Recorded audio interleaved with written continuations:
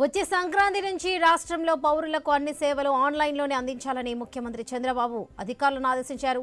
ఈ దిశగా ఆయా శాఖలన్నీ చర్యలు తీసుకోవాలని సూచించారు.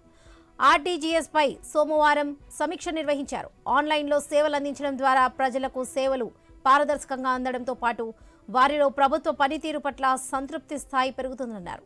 ఇప్పటికే కొన్ని శాఖలు భౌతికంగానే సేవలు అందిస్తున్నాయని, అలాంటి శాఖలు వెంటనే తమ పందా మార్చుకోవాలని, ప్రజలకు ఆన్లైన్లో సేవలు అందించేలా అన్ని ఏర్పాట్లు చేసుకోవాలని ముఖ్యమంత్రి తెలిపారు.